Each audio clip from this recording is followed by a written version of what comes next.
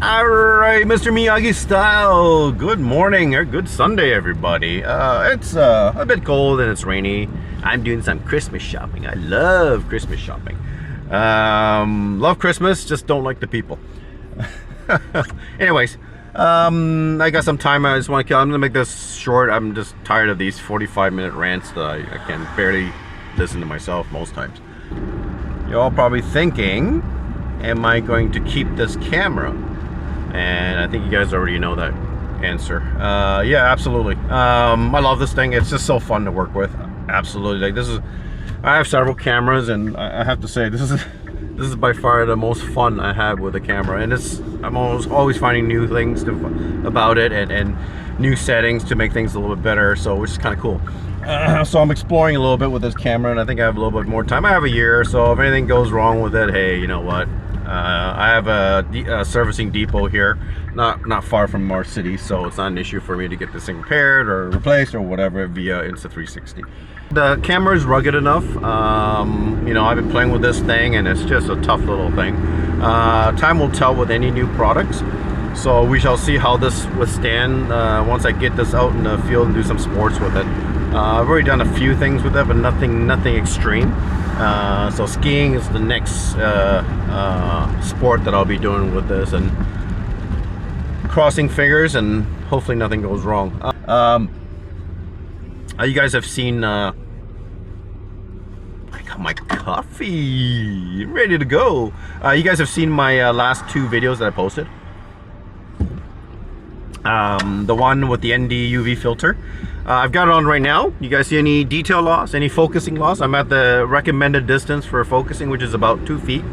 Well, no, a little bit less than 2 feet. Seems to be focusing well. I haven't had no issues. I did a little night shot with it last night with the filter on. Didn't see any detail loss at all. Actually, it worked a little bit better because I was pointing it up to the street lamps, and I didn't see as much flare, just probably because it's the UV filter. It's supposed to kind of help with that kind of thing, right? So that's a plus. A lot of people are asking how firm is this on the camera. It's actually quite firm on the camera. It's not going to voluntarily pop out, just so you know. I think there's a rubber or a silicone, not a rubber, like what do you call it? Like a seal inside where it fits into the to the front of the lens on the Ace Pro, and you have to really push it in, and it slides in tight, and you can kind of try and put some pressure and try to yank it. It won't come out. So, but if you hit the thing hard enough, it's gonna pop right out. It's just that at least it protected the lens, right, by doing that. So it's a second tier protection over the tempered glass, I think. I still use tempered glass, and I use this one for now, and it's cheap. If it breaks, you get another one. You can get different filters, CPL filters, and then different categories of ND filters as well. Anyways, that said, we have that, and it's working really well. The other thing that was a big critical thing, and everybody was chirping about this and yanking about deal breakers and stuff like that, and you guys know what that is. It is the lens kit.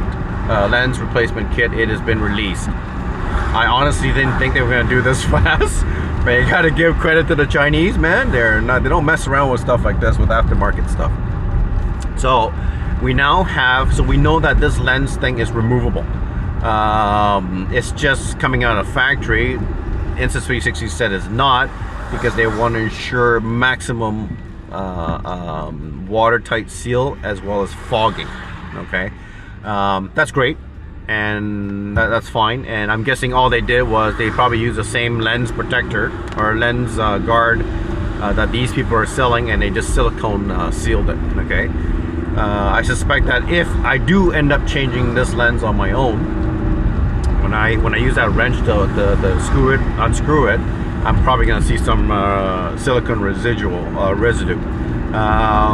But hey, it's doable. The kits are out. And once you change it, it becomes now a removable lens, because now you can buy different filters for the camera that's screwed in. It's not like a lens cap like the one that's on there right now, right on here right now. So that said, we have a solution, and a good one. I ordered one in, so I'm gonna do a video once I get this this lens replacement thing in. I'm not gonna put it on until my thing breaks, and I don't see it happening, because I, knock on wood, I have not broken the screen or badly scratched one yet, and I've got a few cameras, so ones with removable and ones without removable lens guards. I would probably, out of caution, with any DIY products, whether it's GoPro, DJI, there's always a disclaimer. If you don't put it on right and you cause damage to the camera, likely those companies will not cover any repairs. It's that simple. If they recovered, they'd be bankrupt. I've seen people screw on lens caps the wrong way. Trust me, it does happen. And I suspect this will be the same with this camera. My thought on this lens kit is that it's here, it's available, and it is removable. And when the time comes and it's after warranty and I break that lens, I know that I can replace it. That's all it is, and that's all that's important. Anyways, there's a couple other things too. I've got the silicone case coming for it, and I can't wait to put that on. That's gonna look really nice, give it that extra protection for the rest of the body, not just the lens, because I don't like nicks and stuff and scuffs on my camera. So that's gonna go on there as well. There's been some requests from some of the viewers about certain things. There's one about the defaulting. This is one thing that I've noticed with this camera. It likes to default to its original shooting modes. And somebody had mentioned that they mountain bike with this, and they've got a chin mount on their helmet. So they go between 2-point K shooting and taking stills by using voice command. The problem that he's having is that when he goes back to recording, when he says start recording, it defaults, after he takes a picture, defaults to 4K, 60 frames or 30 frames. I think 60 frames. But he wants to shoot at 2.7K.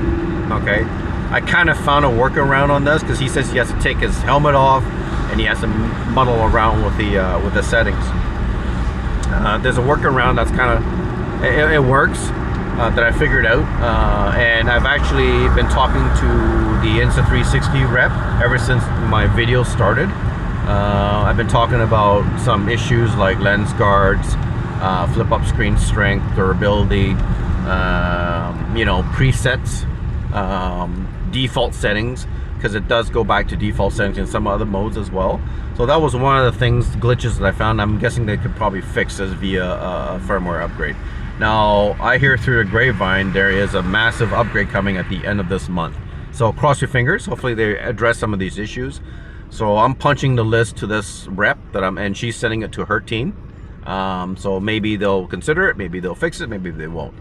But there's a couple things that, the one thing that I really want to kind of, and then this is an issue that's ongoing, is the focusing issue, the close proximity focusing.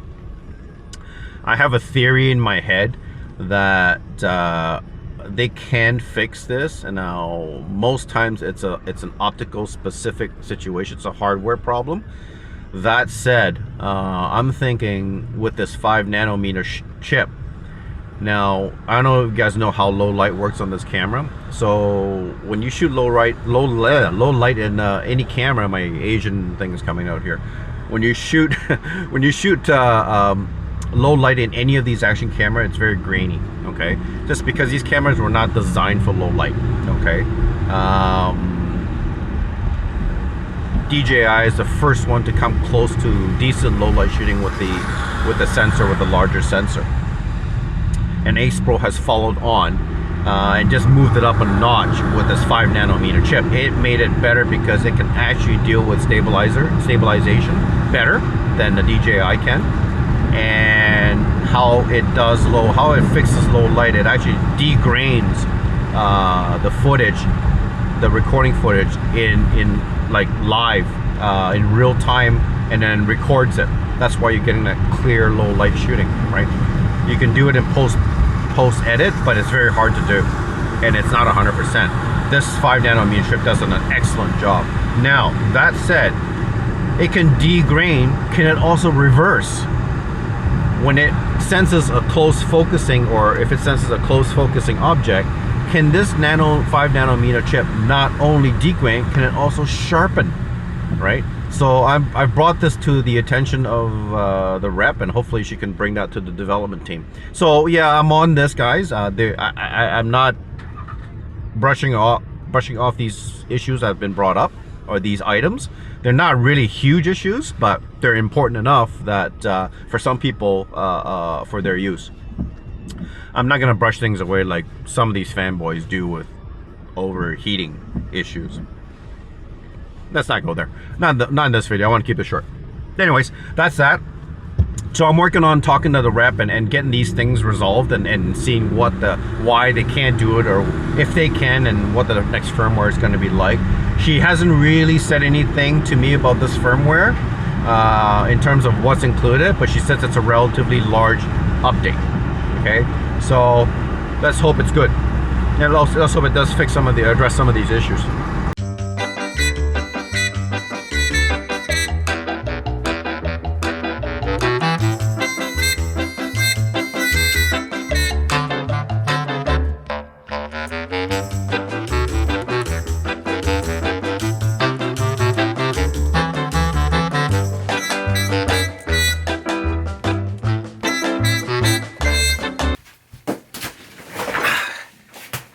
Alright, made it home.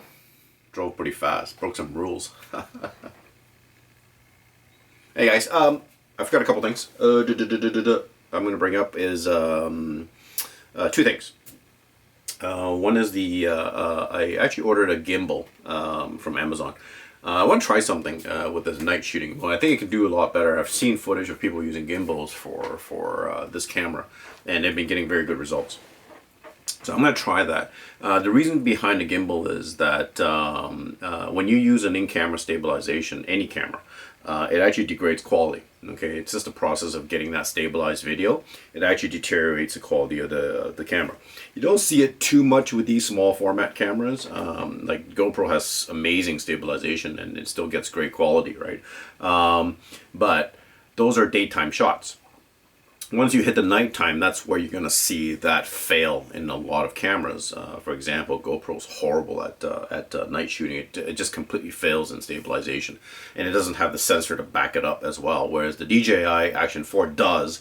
But as you get darker, you'll see the DJI also suffer in terms of motion and detail in the background. That's because the CPU can't keep up with the stabilization engine. This is where the Ace comes in, and I've tested it out, and you've seen videos already, and the reasoning behind why the Ace does such a good. The Ace has the same size sensor as the DJI A4, so the night shooting is about the same. It is the same as the A4, but where it shines is that it's that 5 nanometer CPU comes in. So essentially what happens when you get into a dark and light mode, darker mode, you start to see grain. Okay, it's just because the lens can't keep up with that night shooting. It can't process it very well. It's too dark. So any camera needs light for the best quality. Okay, the more light you have, the better the quality. So all the cameras pretty much shoot the same during the day. Okay, with the odd differences here and there. It's the nighttime is where this camera shines, and that's where I'm going to focus on, and that's what I really like about this camera, and the reason why I bought this camera. So what happens is when you get darker, you get grainier. So the 5 nanometer, this is where the 5 nanometer CPU comes in. Essentially what Ace Pro does is it's the same as the night shooting with the DJI 4, but it goes up one notch, and that notch is that 5 nanometer CPU. Okay, I'm seeing a lot of future with this CPU because it can do a lot. I'll give you an example what it's doing with night shooting. So this 5 nanometer CPU takes all that grain and basically filters that grain out in real time and records it without that grain. So that's why you're seeing that good quality, kind of a smooth. It's not perfect, it's not crystal clear, but it's usable footage. Okay, and it's smooth.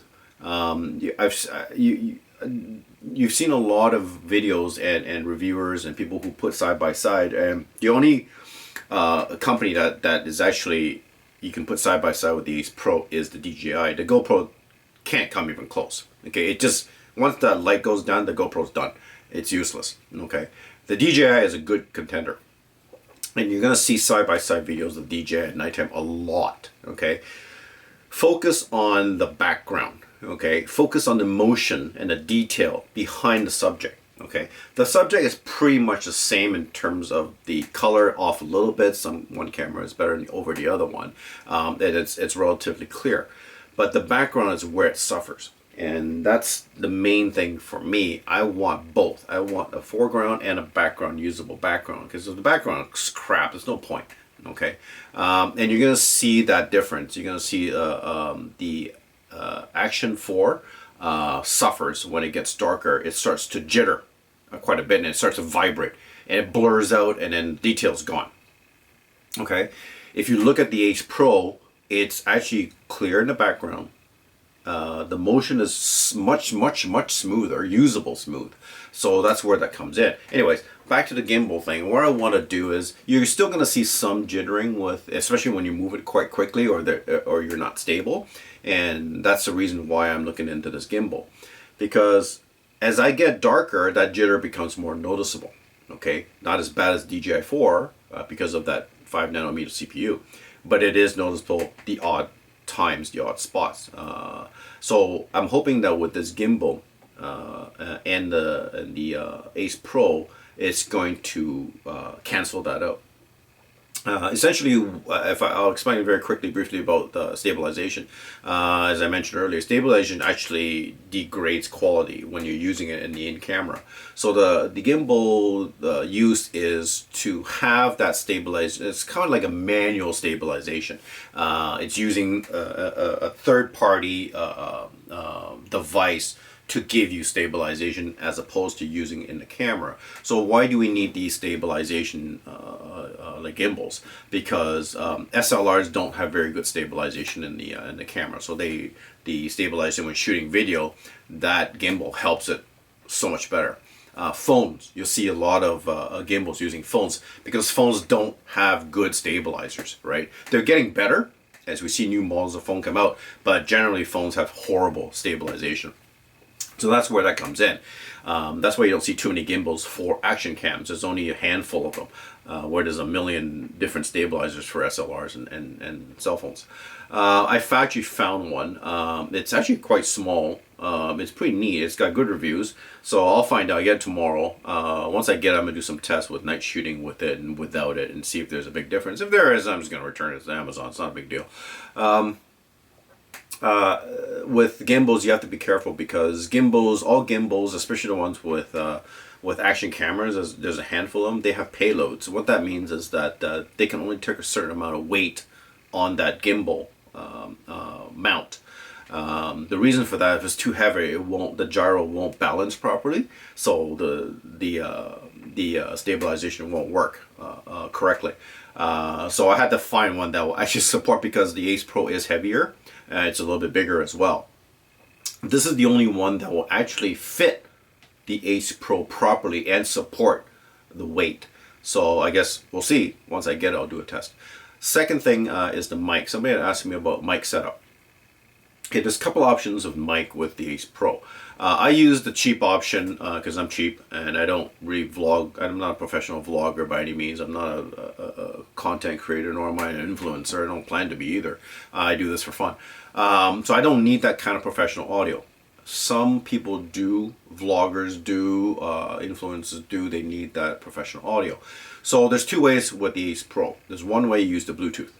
Or sorry, there's three ways. There's one is just the camera, straight through, using the camera mic, because the Ace Pro has three mics, and the sound's actually quite good. And you can actually change the wind noise or the wind noise level and that kind of thing. So the first method is using the camera itself, the mic on the camera, which is decent. The second method is using the cheap method is using Bluetooth. So if you have a really good Bluetooth headset or buds, I have the Bose frames.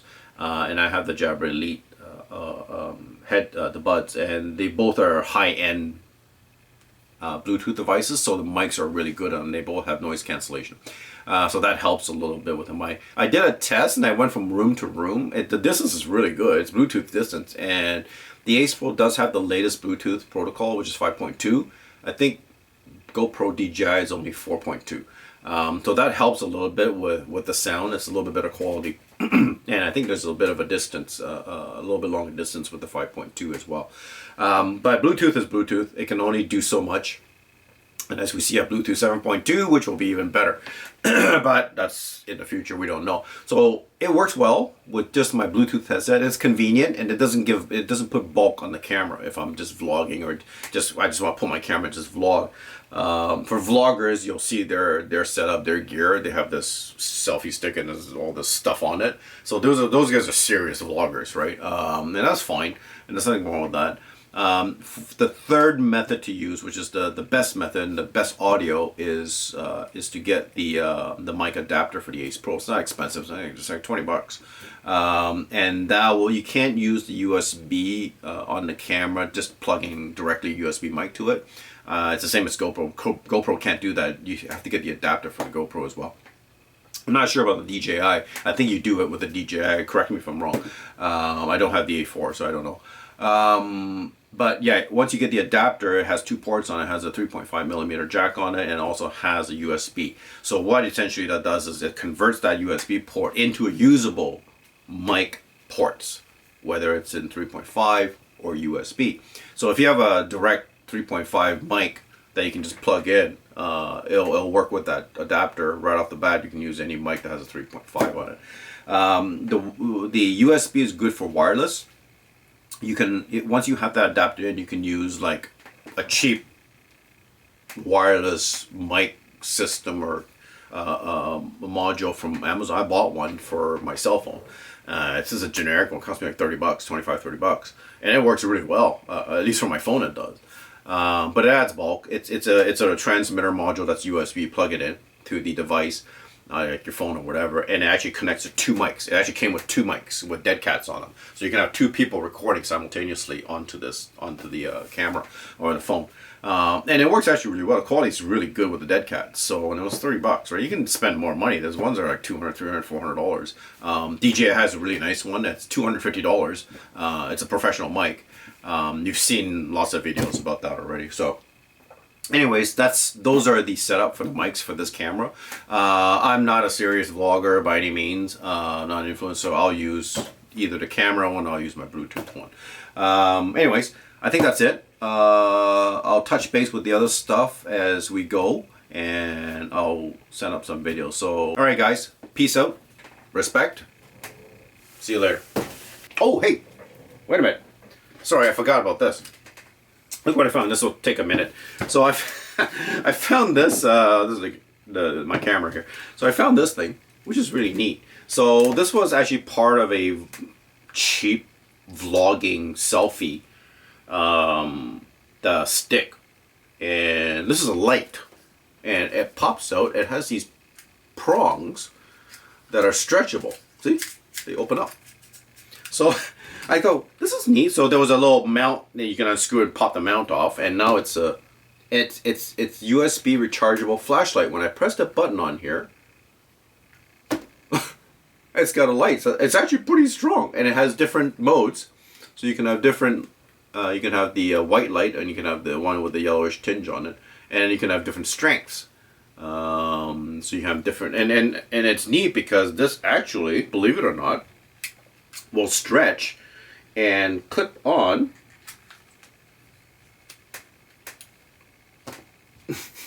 to the Ace. So I can have it on a stick like this. And now you have a little lit selfie. Ah, it's cool. So I found this thing, and you reach it. It's a rechargeable, and you just recharge. It lasts forever. It's an LED light, right? You can actually have the flip up screen too, and just clip this in the back, and now you have the screen with the light on it, and it actually works quite well. Look at me.